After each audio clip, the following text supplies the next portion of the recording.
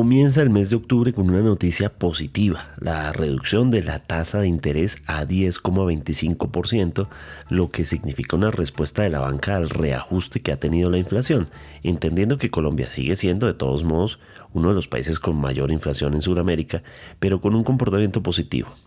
Sin embargo, ¿qué significa esto para el bolsillo de los colombianos y las aspiraciones de, por ejemplo, comprar casa o adquirir deudas? El asesor financiero Andrés Moreno explica qué efectos va a tener esta medida y por qué se espera que siga bajando la tasa de interés, pero con moderación. Además, ¿qué efecto tiene esto para el gobierno Petro? Pero primero, y como segundo tema, haremos un repaso por el caso del representante David Racero, hoy en el ojo del huracán por una investigación periodística. Hoy es martes 1 de octubre. Mi nombre es Carlos Solano y este es el café de hoy del tiempo.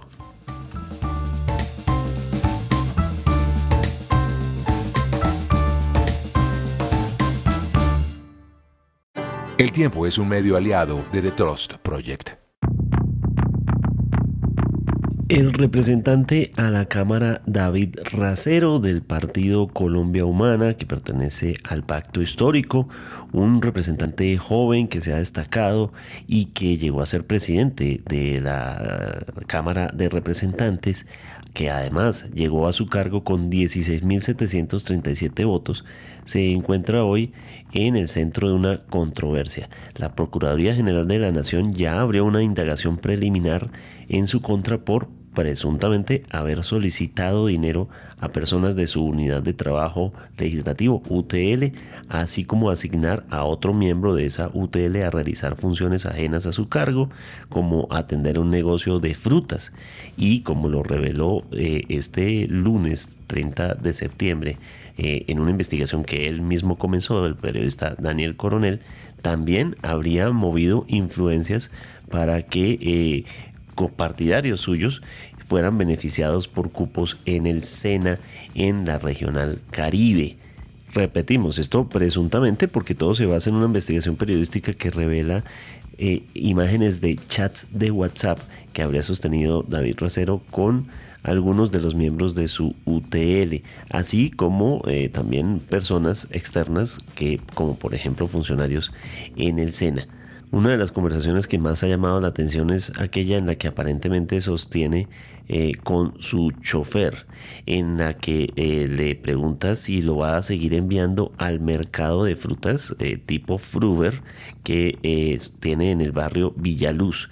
Le pregunta en otro mensaje sobre si sigue siendo su conductor personal, a lo que el señor Racero le responde: no tengo intención de cambiarlo ni de sacarlo, pero la verdad necesito su apoyo en el Fruver y tal vez en otras cosas varias durante el año.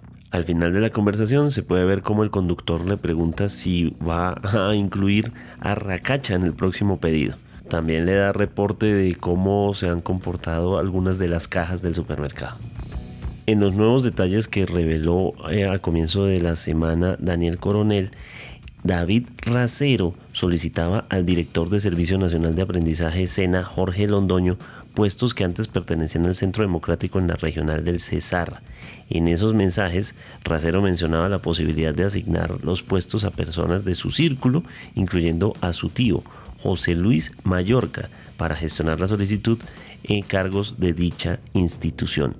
Hay que decir además que Mallorca ha hecho también parte de la polémica en torno a David Racero antes, cuando en medio de las negociaciones sobre la reforma a la salud se vio a Mallorca acompañándolo en diálogos con otros funcionarios, dando a entender que estaría como un asesor médico de Racero debido a que es un médico.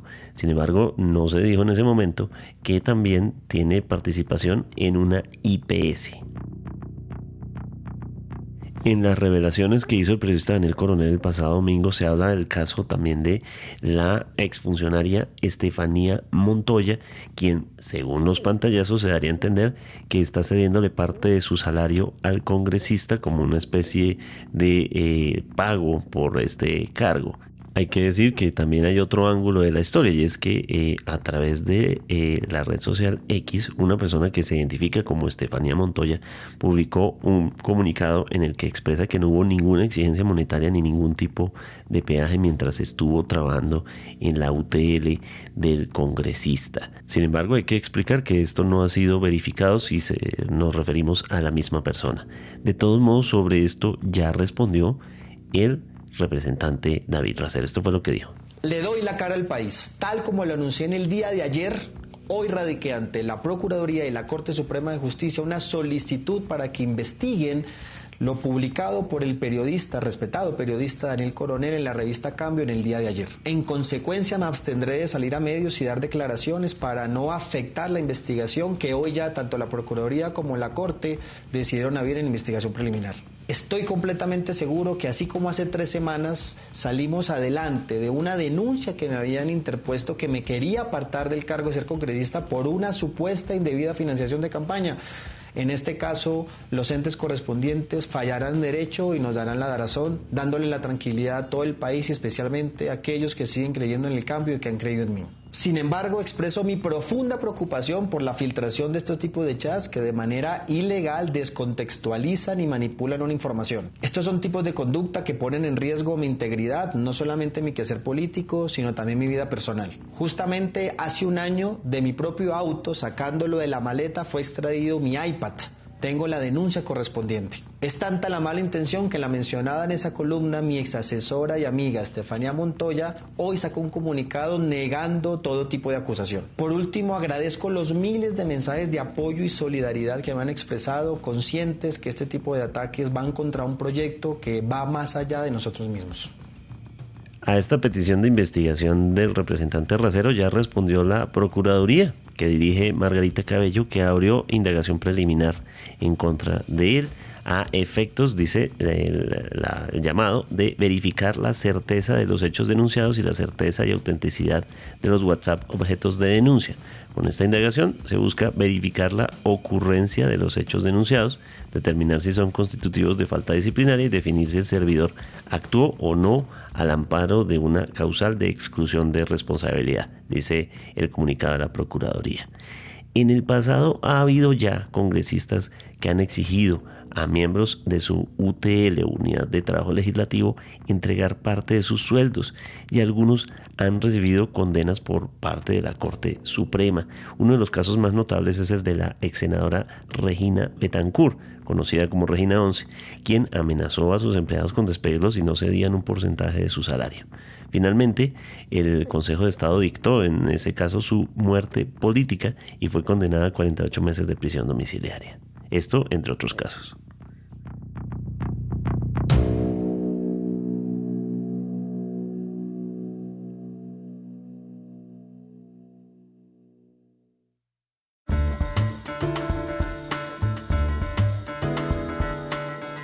Este lunes 30 de septiembre se supo que el Banco de la República reduce otros 50 puntos básicos la tasa de interés, ubicándose en 10,25%.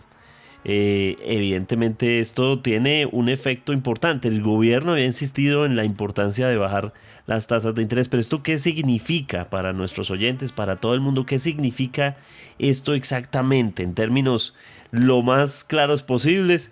Para toda nuestra audiencia hemos buscado a Mauricio Galindo, editor de Economía y Negocios de El Tiempo. Mauricio, bienvenido.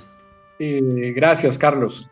Esto lo que significa es que los intereses que el Banco de la República les cobra a los bancos comerciales siguen bajando. Por lo tanto, los bancos comerciales también tienen un mayor margen para bajar los intereses que le cobran a la gente o a las empresas, a la gente para consumo especialmente y a las empresas para sus inversiones, para sus negocios. Y eso se viene viendo en la realidad. Los intereses que se le cobran a las personas y a las empresas en los bancos han tenido reducciones incluso desde antes de que el Banco de la República comenzara a bajar sus tasas de referencia. Un ejemplo muy concreto lo vimos cuando los bancos empezaron hace varias semanas a anunciar alivios y rebajas en los créditos nuevos para vivienda. Luego de que Bancolombia hizo su anuncio, sus competidores se fueron sumando y han venido empezando a aplicar tasas más bajas para esos créditos hipotecarios, pero también se ha visto en otro tipo de préstamos. Digamos que ese es el efecto principal y eso es lo que se busca. Ahora, ¿por qué se está buscando eso? Porque la economía viene frenada y se busca estimular como una reactivación luego de que se subieron los intereses cuando hace un par de años la inflación llegó tan alto. Empezó a subir mucho y en marzo del año pasado estuvo en más de 13% y era necesario aumentar los intereses. Ahora se busca lo contrario. En la medida en que la inflación ha venido bajando, entonces también hay espacio para bajar las tasas de interés. Eso es como el resumen de la lógica que hay detrás de esa decisión. De acuerdo, para los usuarios, empecemos por eso, que es el interés que tienen los usuarios al respecto. Usted dice productos nuevos, eso significa que eso no se renegocian créditos actuales, los intereses permanecen para quienes obtuvieron responsabilidades con ciertos términos. Las tasas de los créditos que ya están vigentes, en principio se mantienen. Lo que pasa es que como hay competencia entre los bancos, existen las opciones de compra de cartera. Es posible que haya gente que recibe llamadas constantemente de bancos que les ofrecen compra de cartera. Y la compra de cartera es la manera como compiten los bancos. Si ven que una persona tiene un crédito a cierta tasa, los bancos compitiendo le ofrecen una tasa más bajita y digamos que ese es el mecanismo por el que esta reducción de tasas puede terminar beneficiando también a las personas que ya tienen créditos tomados con anterioridad. De acuerdo. Y ahora, Mauricio, hablando ya en la generalidad y digamos en los puntos que el gobierno había seguido insistiendo en la importancia de seguir bajando, no es la primera reducción que hay. Y en esta, uno diría, bueno, el gobierno logró lo que se había trazado, pero por otro lado, el ministro de Hacienda, Ricardo Bonilla, dice, nosotros esperábamos que fueran 75 puntos y no 50 puntos, y que incluso hay una diferencia fuerte entre lo que ha bajado la inflación y lo que bajan las tasas de interés. ¿Qué significa eso en términos prácticos? Hay acuerdo entre los miembros de la Junta Directiva del Banco de la República en que hay que bajar las tasas y así vienen votándolo hace varios meses. Ha habido varias tandas en las que se han disminuido las tasas de interés del Banco de la República. En donde hay diferencias es en la velocidad, a qué velocidad deben bajar las tasas. Entonces hay presiones desde el sector privado para que las tasas bajen más rápido. En el sector privado pues están más interesados en eso para sus negocios, pero dentro de la Junta Directiva del Banco de la República ha habido mayoría de quienes ven que deben ser más prudentes para bajar esas tasas.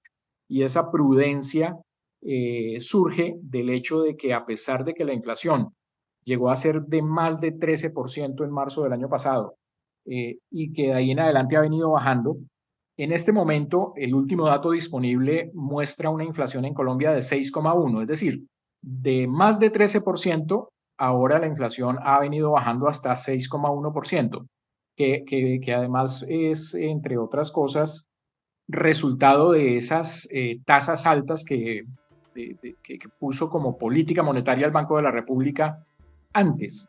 La intención de subir esas tasas en un momento era justamente frenar la inflación y así lo ha logrado. Pero aún ese 6,1% es una inflación que es casi el doble de la meta de largo plazo que tiene el Banco de la República. Entonces, sigue siendo una inflación que para Colombia es muy alta.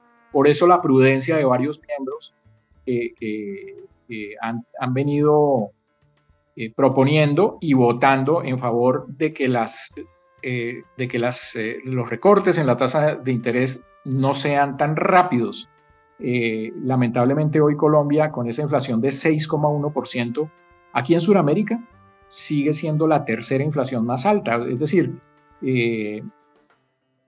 entre los países que tienen unas políticas monetarias, o sea, en donde los bancos centrales que son independientes tienen esa posibilidad de tomar decisiones sin que el gobierno tenga injerencia, Colombia es la que tiene la inflación más alta.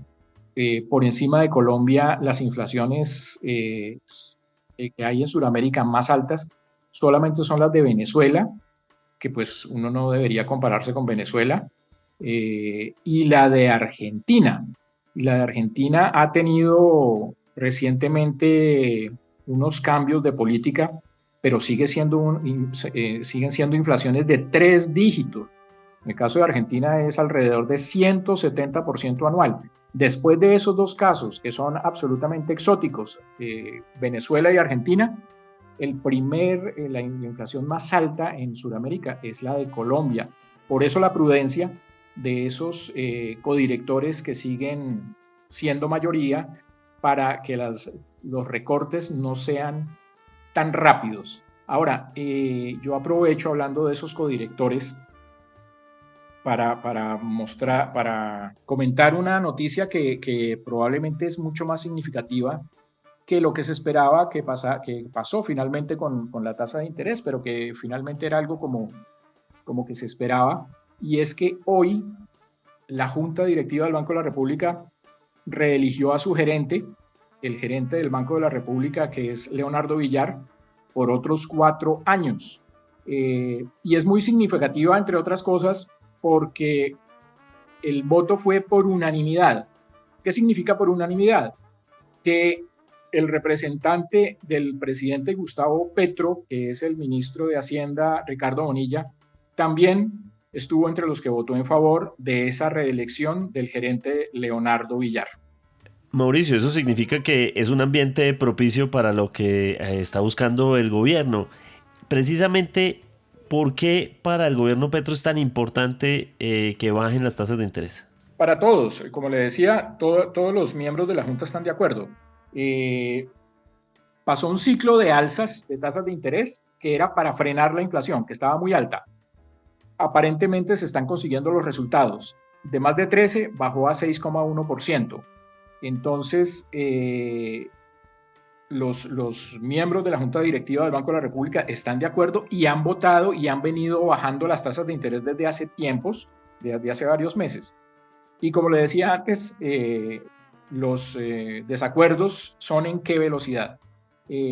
Para el gobierno y para el sector privado, para varios gremios, debería ser más rápido, y para los que todavía, digamos, siguen siendo mayoría en la Junta del Banco de la República, el ritmo de medio punto, es decir, 0,5 puntos, es el que consideran prudente, por lo que comentaba yo antes de que la inflación sigue siendo, pese a que se ha aliviado mucho, sigue siendo muy alta.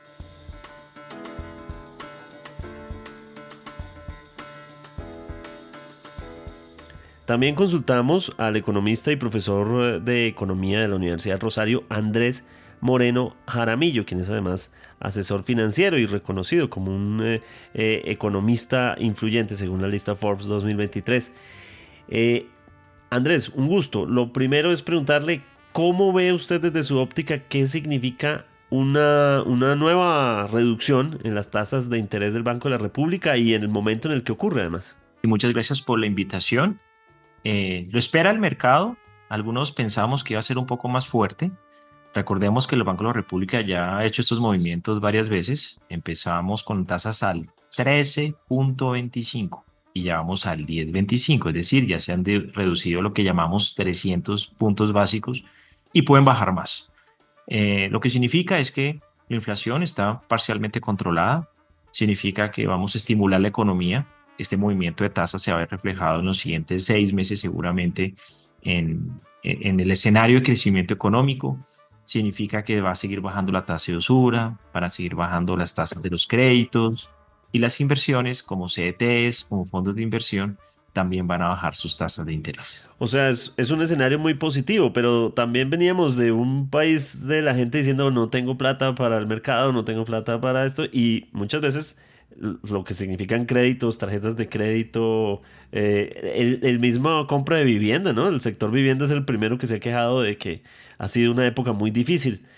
Es decir, a escala, ¿cómo estamos? ¿Es un buen momento? ¿Es un momento simplemente de recuperación o cómo es? Mira que la pandemia empezó hace 4 años y medio y todavía nos estamos recuperando económicamente de esto. Algo que pasó durante unos meses termina afectando años. La economía somos todos. Claro, veníamos de un ciclo bajista en el crecimiento, con tasas de interés muy altas y con inflación. Entonces, las tasas de interés tenían que permanecer altas para, para no estimular el consumo, para que la gente no se endeudara, para controlar los precios. En general, es un mecanismo que usan los bancos centrales para frenar los precios de la economía, no solo en Colombia, sino a nivel mundial. Eso se logró. Colombia fue de los últimos países en reducir la inflación, obviamente por muchos factores, de devaluación, alza de los precios de la gasolina, en fin, el conflicto Rusia-Ucrania, bueno, varios factores hicieron que los precios aumentaran y no fuera tan sencillo reducirlos. Por fin, y vemos una inflación por debajo de las expectativas. Entonces, por lo pronto, los salarios van a irse igualando. El problema de una inflación es que primero se te suben los alimentos, la salud, lo primario, pero los salarios no suben en la misma velocidad. Por eso es muy importante en una economía frenar la inflación. La inflación es el peor cáncer que puede tener una economía. Se acaban los proyectos de inversión, se afectan los adultos mayores, se afectan las personas más pobres. La inflación es lo peor que le puede pasar a un país para acabar con la pobreza. Por lo que te digo, suben los precios de los alimentos y las personas más pobres, los que ganan el mínimo, los informales, nadie les ajusta ese salario en esa misma velocidad en que suben los precios. Entonces, vamos a seguir ajustando precios seguramente al alza en cuanto a los salarios, capacidad de poder adquisitivo, pero las tasas de interés bajando nos ayuda a que podamos pensar de pronto en el próximo año en tener créditos educativos, créditos, no sé si de libre inversión, pero sí, por ejemplo, créditos hipotecarios y pensar en el apalancamiento para crecer. Un empresario cuando ve tasas de interés bajas se endeuda, una familia se endeuda, todos tenemos en algún momento que recurrir al crédito para crecer. Y pues la caída de tasas de interés ayuda a que las personas pensemos un poco más en el largo plazo. Andrés, esta pregunta se la hago como todo colombiano que se preocupa porque dice, bueno, muy interesante las cifras, pero yo sigo pagando una bolsa de leche que vale 6.300 pesos y que hace no solo un par de años era 3.000 pesos. Es decir, los precios aumentaron. Pareciera que esas señales de recuperación no se ven cuando uno vaya a hacer mercado. Carlos, infortunadamente hay que decir a la gente, los precios nunca van a volver a bajar. Lo que viene con la inflación es que está disminuyendo su crecimiento, pero los precios que teníamos en el año 2019, 2020, del huevo, de la leche, de la luz, del transporte, la gasolina, eso quedó en un libro. Eso nunca volverá a llegar allá. Que baje la inflación significa que está creciendo más lento, pero la inflación nunca va a ser negativa, nunca va a dejar de crecer. Si una persona hoy quiere vivir igual como vivía en el año 2019, tiene que ganarse un 50% más de salario, así como te lo digo. ¿Por qué? Porque la inflación ha subido cerca de un 30% y si le ponemos algo de evaluación, alcanza a ser otro 20%. Estamos hablando de unas magnitudes impresionantes. Si alguien se ganaba, un ejemplo, 5 millones de pesos en el año 2019, hoy tiene que ganarse 7,5 millones para permanecer igual. Entonces imagínate lo que se ha perdido en capacidad de compra y de ahorro de las familias y los hogares por la inflación. Esos movimientos de tasas de interés no van a hacer que los precios bajen, no van a hacer que tus salarios suban. La economía tiene que ajustar eso, pero vamos por partes. Primero, frenar la inflación y ahorita vamos a ajustar todo lo demás para que quedemos como estábamos antes de la pandemia. De acuerdo. El ministro de Hacienda, Ricardo Bonilla, insiste en que si bien la inflación ya ha bajado 700 puntos básicos, no va al mismo ritmo las tasas de interés pese a los esfuerzos y hay que decirlo, al escenario, digamos, positivo que encuentra el gobierno en el Banco de la República. ¿Cómo entender esto? Claro, lo que dice el ministro es, oigan, los precios han caído muchísimo. O Estábamos con inflaciones al 13,5 y están al 6, son 700 básicos, porque no bajamos las tasas de interés en la misma proporción. Pausa, señor ministro.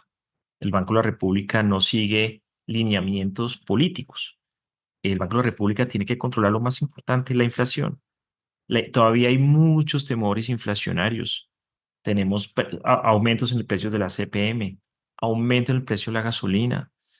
El dólar volvió a subir. Nosotros traemos muchos insumos y mucha mercancía al extranjero y eso tiene que demostrarnos que tenemos que seguirlas bajando suavemente. El hecho de que haya un bajón en la inflación no quiere decir que las tasas tengan que ir en esa misma velocidad. Te pongo un ejemplo. Brasil bajó su inflación, se aceleró en bajar tasas y ahora las está subiendo otra vez.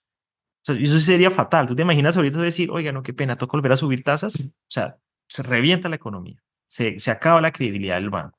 Luego, lo que está haciendo el Banco de la República está bien, pero tranquilos, vuelve a haber una reunión de tasas de interés en octubre. En un mes tenemos otra reunión y seguramente las van a bajar del 10,25, 9,25. Vamos a tener más datos. Y en diciembre vuelven y las bajan. Entonces, tenemos varias reuniones para seguirlas bajando, pero sí es mejor la prudencia y la credibilidad del banco. Eso que usted acaba de decir abre otra puerta y es, esto va a seguir bajando, es decir, va a haber una curva en el que vamos a ver mayores reducciones a esa tasa de interés. Es posible que se quede al 6%, ya digamos, no creo que vaya a bajar al 5, se puede quedar al 6, pero las tasas de interés, en la medida que ya te quedaste quieta, ya va a empezar a acercarse un poco más. Es importante que determinar que no solamente fue una bajada de la inflación y que va a volver a subir pronto, sino que definitivamente ya es una estabilidad de los precios. Pero siguen muchos sectores jalando la inflación, los arrendamientos, el entretenimiento, con el paro camionero, algunos alimentos también. Es decir, no ha sido sencillo bajar los precios y obviamente aquí necesitamos es confianza inversionista, que se puedan producir y se pueda generar empresa. La bajada de tasas de interés va a ayudar en eso, pero primero lo primero, la inflación tiene que ser controlada, si no, no va a haber ninguna política que nos funcione. Hablábamos entonces de que esto puede seguir bajando. ¿Qué tanto se calcula que podría seguir bajando? Y además, este escenario pues es bueno para el consumidor de a pie, para quien está pensando en comprar una casa o un carro, pero probablemente también esto tiene otro lado, ¿no? Que tiene que ver con los empresarios, con la misma banca. ¿Cómo queda ese escenario? Bueno, claro que sí. Las tasas de interés van a seguir bajando, las van a bajar en octubre de nuevo, en diciembre de nuevo y seguramente en el 2025 van a seguir bajando las tasas. Hoy están al 10,25. Yo espero que para el primer trimestre del próximo año estén al 8%, al 8. Es decir, tiene una caída de tasas de interés importante. Las personas que quieren eh, hacer alguna compra de cartera, mejorar la tasa de interés, lo pueden hacer ahorita y lo pueden volver a hacer en 6 meses, que vamos a encontrar tasas todavía mejores. El hecho de que hayas hecho una compra de cartera o hayas negociado con tu banco o con algún crédito una reducción de tasa hoy o lo hayas hecho hace 2 meses, no quiere decir que en 6 meses lo puedas volver a hacer. Entonces, aquellos personas que no han podido pagar, no han podido conciliar, no han podido empezar a negociar, acérquense a los bancos, que ya los bancos tienen mejores tasas. Aquellas personas que ya tienen tasas de los últimos 2 años tan altas, vayan al banco o busquen una entidad financiera que les dé mejores tasas de interés. Aquellas personas que están pensando en comprar casa, que están comprando en alguna inversión para su negocio, para su empresa y todavía no estaban muy seguros porque las tasas están muy altas, pueden empezar a buscar créditos que están mucho mejor. ¿Quiénes se afectan?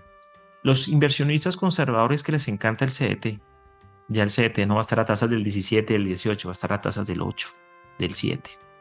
Las personas que les gusta la renta fija en fondos de inversión también van a encontrar tasas de interés más bajas. De ahí la recomendación de los inversionistas hacia los inversionistas de que busquen mercados alternativos, de que busquen acciones o que busquen una oportunidad de exposición en renta fija con vencimientos más largos. Pero en general no vamos a poder invertir a partir de hoy y en el año 2025 igual que lo hicimos en los últimos 2 años. La tasa de interés y el valor del dinero tan bajito hace que tengamos que ser mucho más curiosos a la hora de invertir.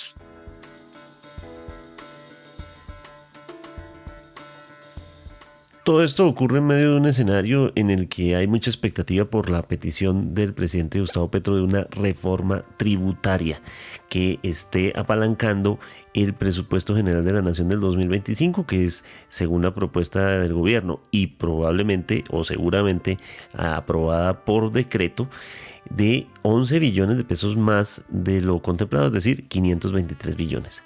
El presidente ha dicho que si no le aprueban la reforma tributaria en el Congreso tendría que reducir los beneficios para los más ricos. ¿Qué significa eso? Y es propicio el ambiente para este ambiente en el que además un nuevo aumento del desempleo, que las tasas de interés bajen. Mauricio Galindo, editor de Economía y Negocios. Los recortes de las tasas de interés generan más tranquilidad para negocios, para consumo, para inversiones. Así lo ha venido decidiendo junta tras junta los codirectorios del Banco de la República. Digamos que si las tasas de interés son más bajas, eso beneficia, estimula el consumo. El consumo venía de capa, o viene todavía de capa caída, entonces con la posibilidad de endeudarse más barato, pues hay más posibilidad de mayor consumo, y lo mismo pasa con la inversión. Evidentemente la economía está frenada y pues para todos los agentes, hogares y empresas, unas tasas más baratas generarían un mejor ambiente para los negocios. Luego, sobre eso hay consenso. Sobre eso, digamos que todos están de acuerdo. Usted mencionaba otra cosa, y es que si la reforma tributaria no es aprobada, entonces el presidente decía que le iba a quitar beneficios a los ricos.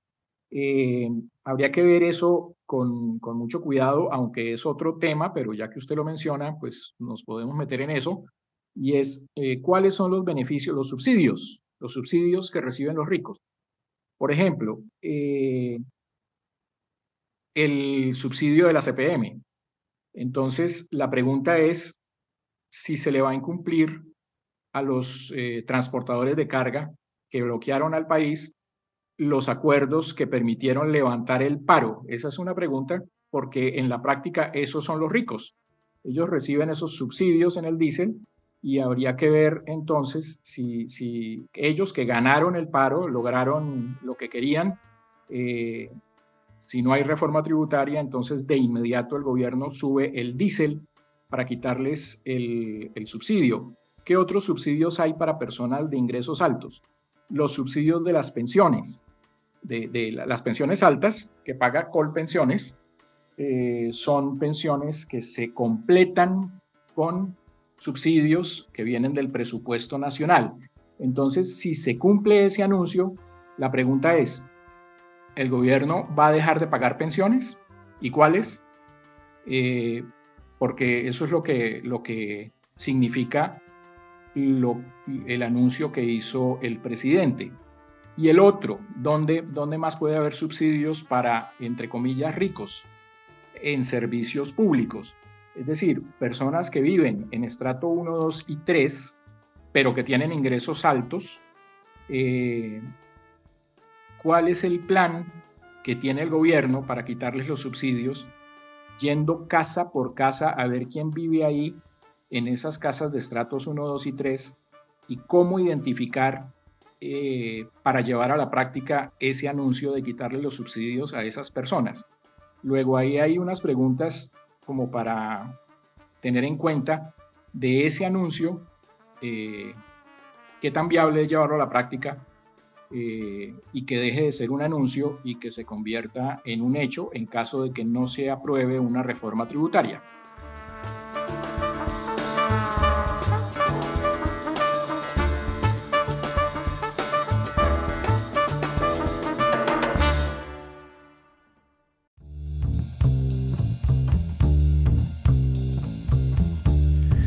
Gracias por acompañarnos en el café de hoy. Suscríbase en todas las plataformas de podcast y en el canal de YouTube de El Tiempo. Nos encuentran también en Instagram y en X como @podcasteltiempo. Además, si quiere recibir a través de WhatsApp la notificación de cada nuevo episodio, siga el enlace que se encuentra en la descripción o envíenos un mensaje con la palabra suscripción al teléfono 320-353-27 y haga parte de la comunidad de El Café de Hoy. Este episodio fue producido por Juan Alejandro Motato. Mi nombre es Carlos Solano.